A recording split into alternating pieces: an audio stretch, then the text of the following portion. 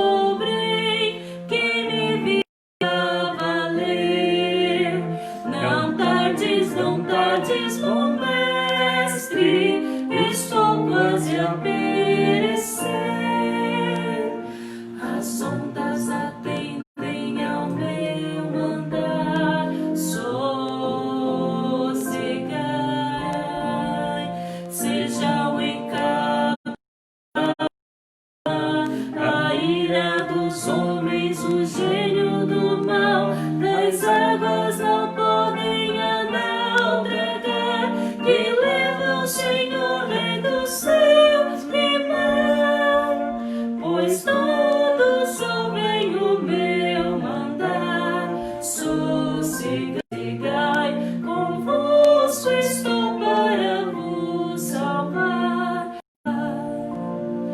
Mestre, chegou a bonança, em paz vejo o céu e o mar. O meu coração goza calma, que não poderá ficar. Firme ao teu lado, ó Mestre, dono da terra e céu. Eu hei de chegar bem seguro ao porto destino meu. As ondas atendem ao meu mandar, sossegai.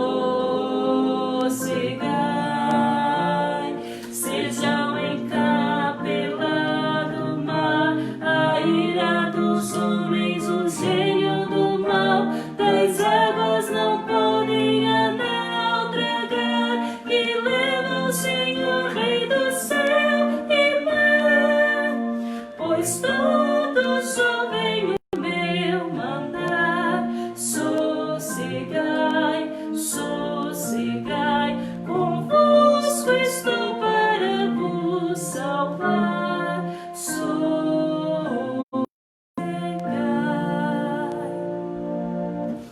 Amém, meus queridos. É a palavra do nosso Senhor. Jesus, quando acalmou a tempestade, trouxe a paz naquele momento. Mas é certo também que muitas vezes esse desassossego que nos vem à alma é fruto do pecado não confessar. E Davi expressa esse sentimento daquele pecador que ainda não confessou, que ainda não colocou diante de Deus os seus pedidos. E no Salmo 51, Davi faz uma grande declaração. Eu gostaria que você abrisse a sua Bíblia lá. Salmo 51, quando ele foi repreendido pelo profeta Natan. Davi então abre o seu coração e numa poesia em que mostra o estado da sua alma, ele nos diz assim: compadece-te de mim, ó Deus, segundo a tua benignidade e segundo a multidão das tuas misericórdias, apaga as minhas transgressões. Lava-me completamente da minha iniquidade e purifica-me do meu pecado. Pois eu conheço as minhas transgressões e o meu pecado. Pequei contra ti, e contra ti somente, e fiz o que é mal perante os teus olhos, de maneiras que será tido por justo no teu falar e puro no teu julgar. Esse é um pedaço do Salmo 51, onde Davi então coloca a sua alma, mostra que o pecado ele nos adoece, que o pecado ele nos entristece, mas ele também nos dá a opção de confessar ao Senhor o seu pecado. Nós podemos fazer isso como igreja do Senhor, como crentes em Cristo Jesus. Confessar a nossa falta, confessar aquilo que nós temos feito ao Senhor. E eu quero convidar então a nesse momento olhar, fazer um autoexame, olhar para dentro do seu coração, ver aquilo que não tem agradado ao Senhor. Nós vivemos o domingo da Páscoa, onde Cristo ressuscitou. Essa é a nossa comemoração. Lembrar da ressurreição do nosso Mestre. E quando fazemos isso, nós lembramos de toda a história da salvação.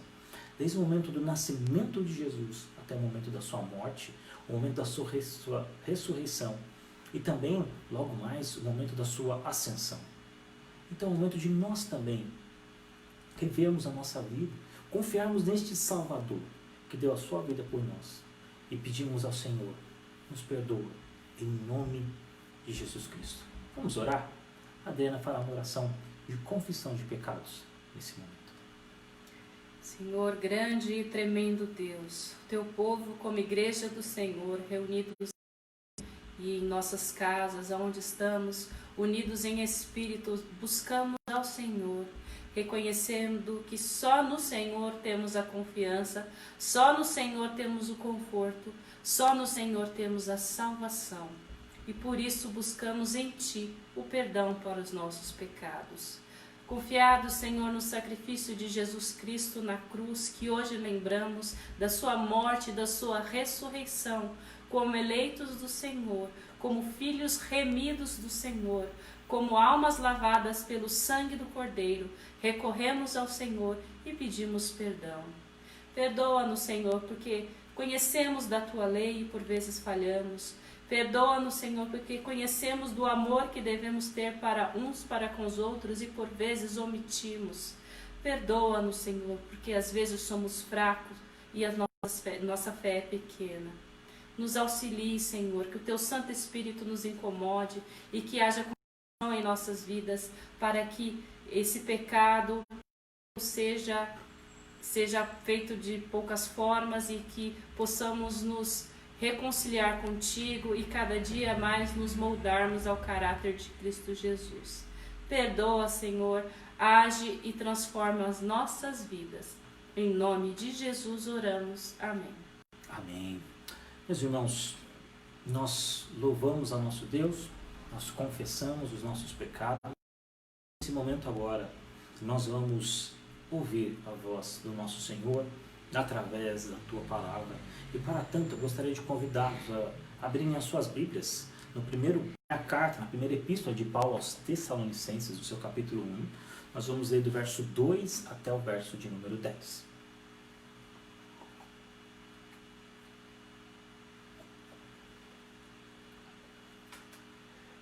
Primeira carta de Paulo aos Tessalonicenses, no capítulo 1, os versos de 2 a 10.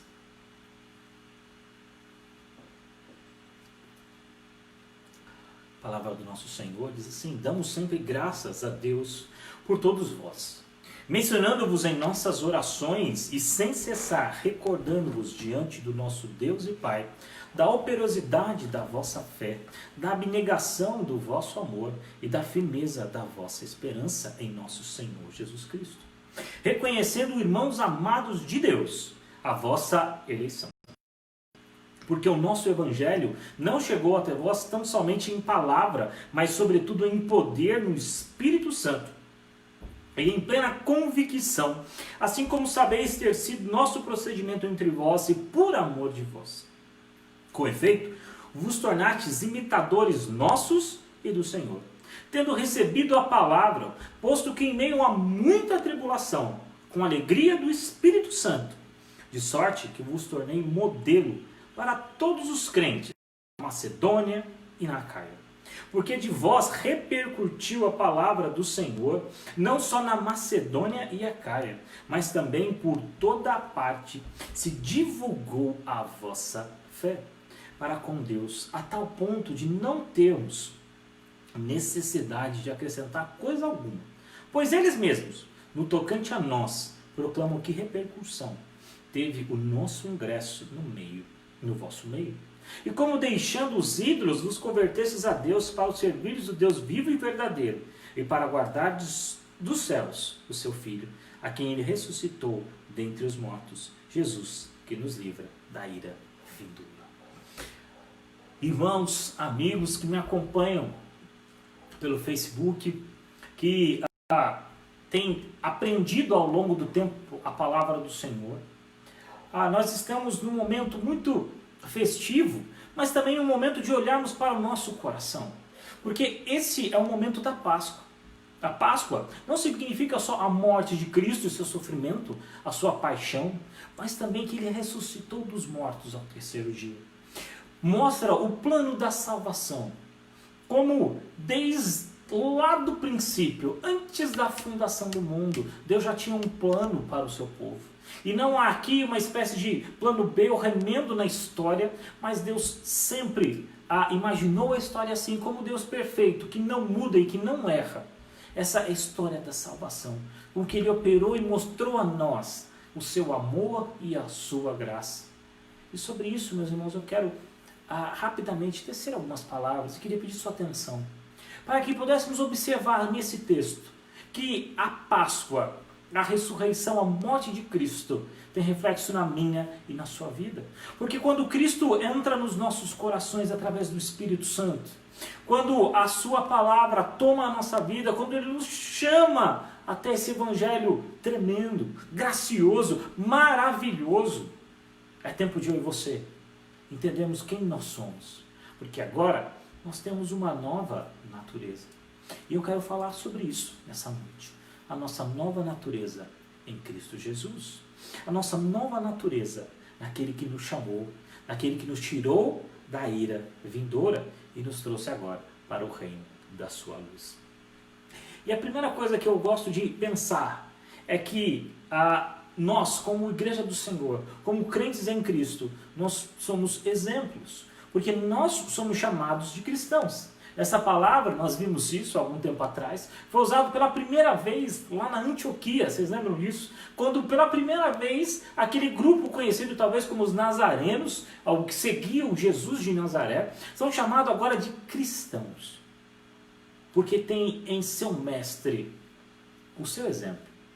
Nós louvamos a um Deus que não está morto. Muitos líderes morreram. Eu poderia citar aqui vários deles, mas o nosso mestre está vivo e diz que para onde ele foi, nos levará também. Então, meus irmãos, eu e você temos que pensar nisso como igreja, como cristãos. Eu e você somos exemplos, recordando-vos diante de Deus e Pai da operosidade da vossa fé. Paulo aqui, meus irmãos, começa essa carta dando graças a Deus pela vida desses irmãos, porque ele reconhece a operosidade da fé, da abnegação, da firmeza, da esperança no nosso Senhor. Eu gosto de pensar nisso porque enquanto Paulo fala sobre essa esperança no nosso Senhor, ele também diz que essa esperança não vinha de uma folga, não vinha de um tempo de quietude, mas essa esperança no Senhor se dava mesmo em meio à tribulação, mesmo diante dos problemas, mesmo diante das dificuldades. Deus operava naqueles corações e diz, olha, a esperança no Senhor é uma bênção de Deus. E meus queridos, nós passamos por esse momento de quarentena, onde muitas esperanças têm morrido ao longo do tempo. Pessoas que depositavam talvez as suas esperanças na economia do país, hoje desiludidos. Pessoas que depositavam a sua esperança no seu negócio, hoje talvez venham se desiludidos. Ou pessoas que se veem tristes pelo fato de não poderem ir até um supermercado, ou mesmo saírem das suas casas. Quem diria, há uns meses atrás, que nós passaríamos um tempo em que nós teríamos que ficar, grande parte, aqueles que podem, nas nossas casas, onde as escolas encerrariam as aulas, onde aquelas pessoas que pudessem não trabalhar de suas casas, onde o trânsito, numa segunda-feira de manhã, uma cidade como a nossa, estaria parado, onde avenidas de muita circulação estariam hoje quase que desertas.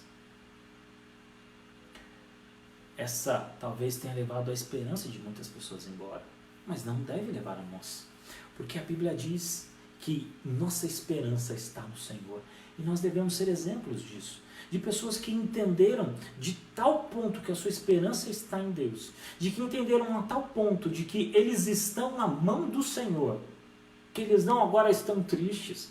É claro que nós lamentamos a situação do nosso país, mas nós temos que lembrar que o Senhor está conosco. E essa fé que Ele nos deu não é uma fé morta, mas Ele diz pela operosidade, porque a fé, meus queridos, ela, como o Tiago nos diz, ela trabalha, ela gera, ela tem obras. Uma fé viva é uma fé que confia no Senhor. É uma fé que entende que Deus está no controle. É uma fé que em meio às tribulações e às coisas que a vida nos coloca, entende que o Senhor está e é dono de tudo o que acontece. É essa fé que nós somos chamados a ter. Essa esperança que vocês somos chamados a ter.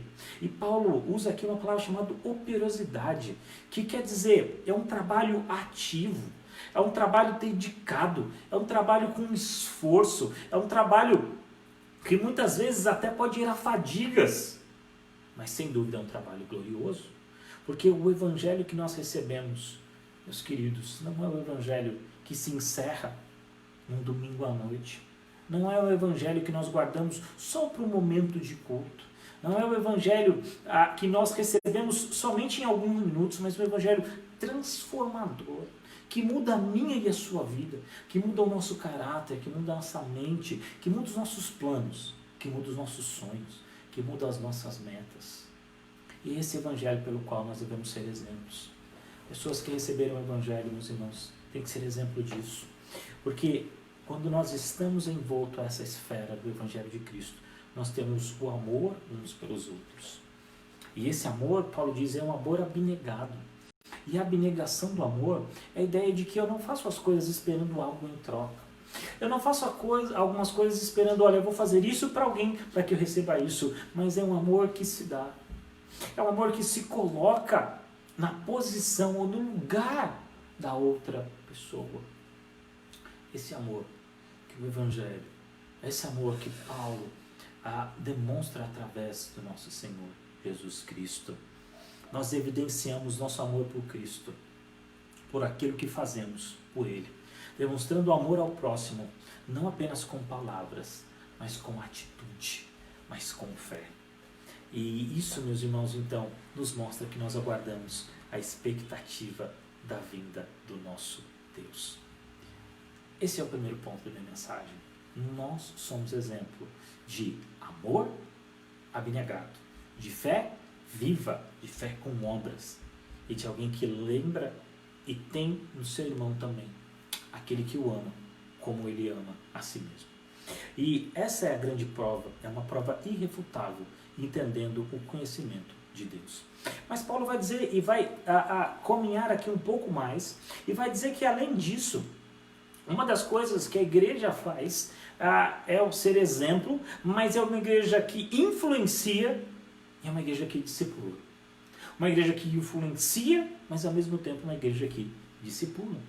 Influenciar quer dizer necessariamente nós colocarmos as nossas atitudes de forma a motivar outras pessoas a reverem as suas. Isso nunca é fácil. Lembra que no exemplo maior que nós temos do nosso mestre, ele foi exemplo em tudo o que fez, na sua pregação, no seu trabalho, do seu amor. E o que aconteceu com ele? Ele foi perseguido. Quando nós colocamos como influenciadores, quando nós nos colocamos diante dos nossos amigos como uma pessoa que cumpre as regras que nos são dadas, um exemplo de cidadão, um exemplo de trabalhador, nós necessariamente estamos causando influência nas pessoas. Talvez em alguns momentos isso seja difícil e até gere em nós perseguição. Mas Jesus disse, tem de bom ânimo.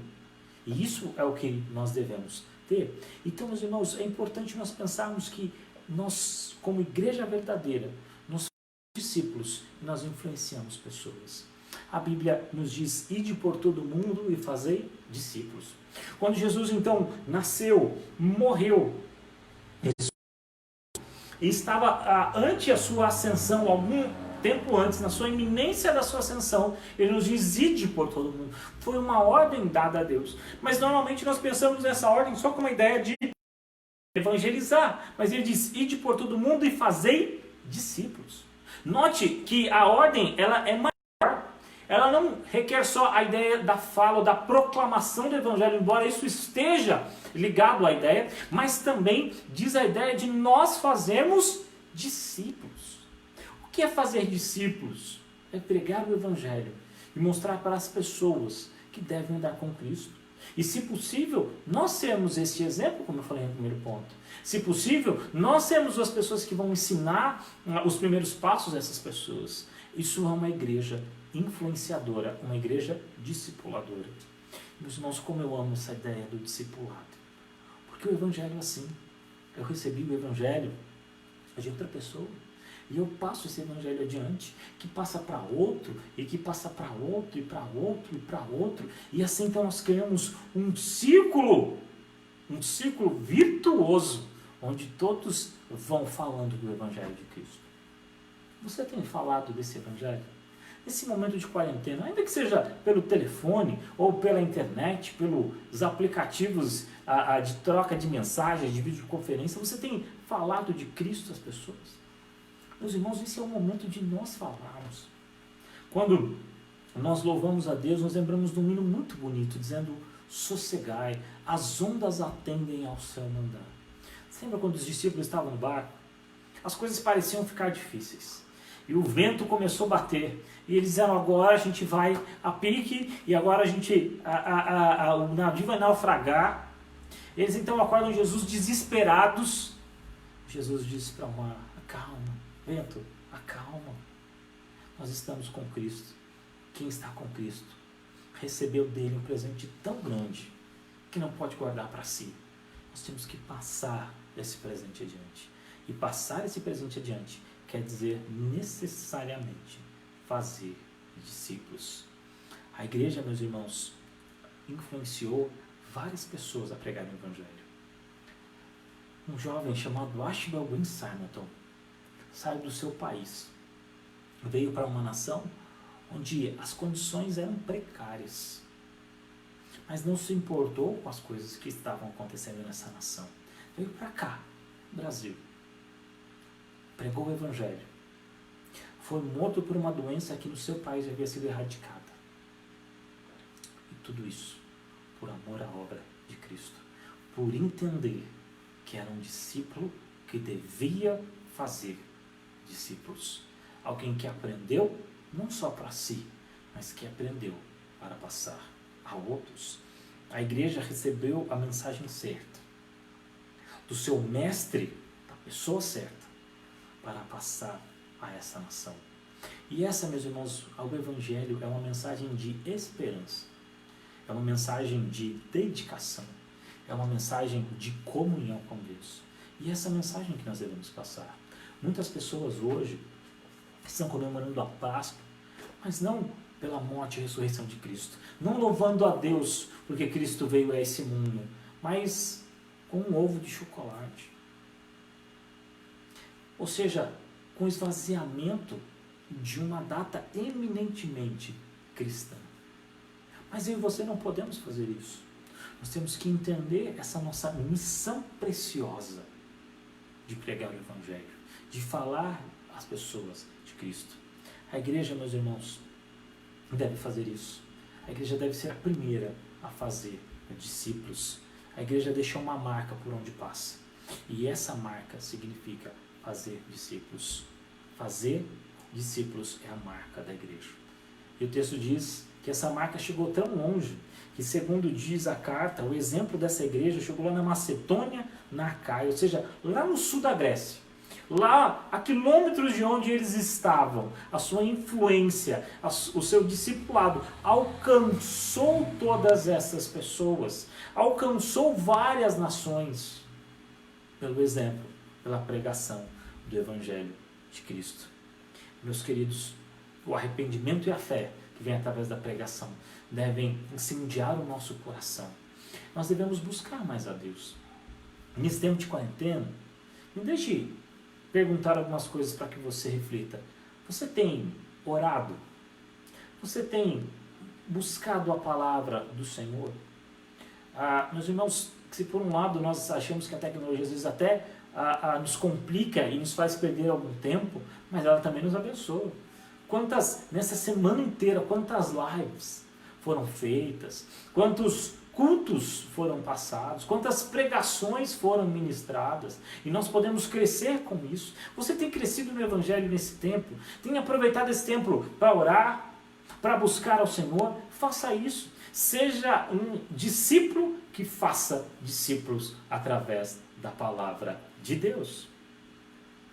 Mas eu quero terminar a minha mensagem dizendo que a igreja, nós como igreja do Senhor, como crentes transformados, somos exemplo, somos discipuladores e influenciadores. E tudo isso porque a nossa esperança não está findada nesse mundo. E meu último ponto é que aquele crente fiel, ele espera a vinda do Messias. Meus irmãos, infelizmente a igreja evangélica no Brasil tem perdido de vista a volta de Cristo. Tanto é que muitas vezes ouvimos várias mensagens que falam das coisas do aqui e do agora, das questões pessoais, talvez das questões financeiras, mas lembre, o Evangelho nos traz uma mensagem que é muito maior do que o mundo que nós vivemos, que é muito maior do que as nossas circunstâncias, que é muito maior do que uma epidemia. Porque eu e você temos o nosso coração, a ardente expectativa da revelação. Quando o Cristo vier de novo, a segunda vinda do nosso Mestre. Isso não pode nos perder, isso não pode sair da sua mente, não pode sair do seu coração. E ele diz no verso 10, para guardares dos céus o seu Filho, a quem ele ressuscitou dentre os mortos, Jesus, que nos livra da ira vindoura. Um teólogo que eu li sobre esse texto, ele resume assim: a operosidade da sua fé evidencia-os como um povo eleito, pois deixaram seus ídolos, voltaram-se para Deus e creram em Jesus Cristo. A abnegação do seu amor tornava-os um povo exemplar e entusiasmado, que colocava em prática a palavra de Deus e compartilhava o Evangelho. A firmeza de sua esperança fazia deles um povo esperançoso que aguardava a volta do nosso. Você pensa nisso? Você já imaginou que nós viveremos com Cristo eternamente? Essa esperança tem falado ao seu coração nesses dias de quarentena, nesses dias difíceis? Meu querido, minha querida, que me ouve, talvez curtiu a página da nossa igreja, ou algum amigo, mas que ainda não chegou esse Evangelho, que ainda não tem essa esperança. O convite está sendo feito nesse momento. O convite está sendo feito nessa hora. E isso se chama graça. É um Deus maravilhoso, amoroso, misericordioso, que dá prova do seu amor por nós, mandando o seu Filho, o sacrifício eficaz pelos nossos pecados. E agora, através da graça, chama você para fazer parte dessa família. Chama você para fazer parte do povo de Deus. E para ter essa esperança, a esperança de saber que a nossa realidade não se finda nas coisas do aqui e agora, mas vão para além disso. A expectativa da segunda vinda de Cristo deve tirar no nosso coração esse aquecimento, essa esperança de saber que nós estamos firmados em Deus. E por mais que as circunstâncias desse mundo pareçam caóticas, por mais que vivamos crises e outras crises como essa se repitam ao longo da história, a nossa fé está no nosso Senhor Jesus. A base, a expectativa da vinda de Cristo molda a nossa mente para entendermos a nossa vida aqui. Porque o nosso objetivo nessa vida sempre será fazer a vontade de Deus.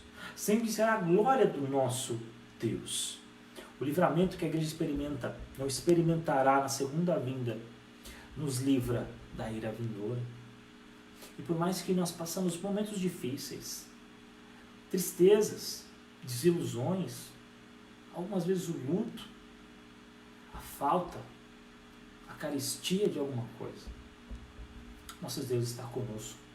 E lembre-se que a régua do amor dele não é o fato de ganharmos mais ou menos, não é o fato de termos mais ou menos nessa vida, não é o fato de termos posses ou não nessa vida, mas a régua do amor de Deus é Jesus Cristo ter morrido na cruz por mim e por você. E essa esperança deve se manter viva no nosso coração. Queridos, quero concluir a minha fala lembrando rapidamente as coisas que nós vimos nesse texto. Que a igreja, nós, transformados pelo Evangelho de Cristo, nós devemos ser um de fé nessa vida, de amor. Nós devemos ser influenciadores e discipuladores, levar esse Evangelho, o Evangelho de Cristo, aquele que morreu na cruz pelo meu e pelo seu pecado, adiante. E esperar a vinda do Messias. São essas as três coisas que eu queria que você guardasse e que você meditasse nessa semana. Seja alguém diferente, que tenha Cristo no seu coração Procure ser um discípulo que faz discípulos. Procure esquentar, acalentar o seu coração com a mensagem da vinda do nosso Senhor Jesus. E a minha oração é que Deus o abençoe nessa missão, que não é fácil, mas nós estamos com Cristo, aquele que acalma o mar, aquele que acalma a tempestade. Que Deus nos abençoe. E nós vamos encerrar esse nosso momento agora, lembrando de um hino, hino 274, sobre a morte do Salvador, mas que fala também da nossa esperança no Messias.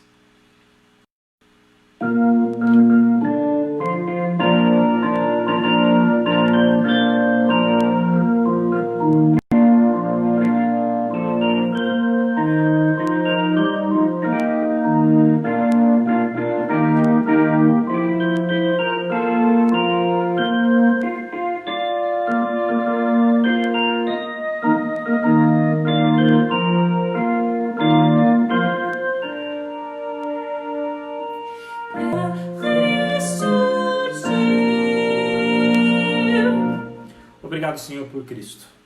Obrigado pelo teu amor. Obrigado porque a sepultura não deteve o nosso Salvador. Obrigado porque ele venceu a morte e nos deu a promessa da vida eterna. Nos deu a promessa da sua vinda até este mundo. Nos deu a promessa de levarmos para onde ele está. A promessa dos novos céus e da nova terra. Que essa esperança, ó Deus, não nos confunda, mas seja sedimentada no nosso coração, para que possamos entender o quanto o Senhor nos ama, a largura e a profundidade desse amor, dado em Cristo Jesus. Obrigado, Senhor, porque nós não merecíamos, mas o Senhor, de forma graciosa, nos chamou para o teu reino. E hoje nós o chamamos de Pai. Obrigado, Senhor, pela tua palavra, que nos mostra como ser exemplos nesse mundo difícil, que nos mostra como ser discípulos, influenciadores nesse mundo complicado, e que nos mostra que acalenta a nossa esperança do Senhor. Não deixa, Pai, que a gente se perca nesse mundo diante das catástrofes e crises que se advêm, mas que possamos olhar firmemente para o autor e consumador da nossa fé. A nossa oração é que o Senhor abençoe a tua igreja. A nossa oração é que o Senhor abençoe cada pessoa que nos ouve, que ele verá logo mais esse vídeo, para que a tua bênção seja sobre ele e para que a tua graça se coloque sobre ele, e que se ele não conhece a verdade do Evangelho, seja essa verdade também libertadora a esse coração. Louvamos ao Senhor nesta data, nesse domingo de Páscoa, em que nos relembramos da ressurreição do nosso Mestre, do nosso Salvador. O nosso Senhor está vivo. Glória a Deus e paz na terra entre os homens, a quem Deus quer bem. Louvado seja o teu nome. Fazemos esta oração em nome de Jesus. Amém. Irmãos, nós então encerramos aqui a nossa transmissão, lembrando a todos que nesse momento a nossa igreja ainda se encontra fechada nesses momentos, mas é a nossa esperança que isso logo acabe, mas nós vamos seguir a que as autoridades estão falando, mas eu gostaria de incentivar você a não se esquecer que, embora não possamos fazer o nosso culto público como nós fazemos dominicalmente, mas você pode fazer com a sua família. Eu tenho mandado alguns roteiros durante a semana nos grupos de WhatsApp da nossa igreja. Se você quer também receber, você pode entrar lá no canal da nossa igreja, Igreja Presbiteriana Nova Canaã Oficial. Lá tem o meu e-mail, você pode mandar e eu mando para você lá também, se você nos assiste de outro. Eu vou pedir também para que você entre lá no YouTube depois, faça a sua inscrição e se inscreva no nosso canal rapidamente com um clique. A gente precisa alcançar o número de seguidores. Então, passe esse canal adiante, ajude-nos a ganhar mais pessoas, para que a gente possa usufruir um pouco mais de algumas aplicações dentro desse canal. Certo, meus queridos? Que Deus abençoe ricamente a sua vida, que Deus abençoe ricamente a sua semana, e que nessa próxima semana, nós esperamos de quarentena também, nós possamos ser agradecidos a Deus, porque Jesus Cristo veio a esse mundo para que eu e você tivéssemos vida, e vida em abundância. Que Deus o abençoe.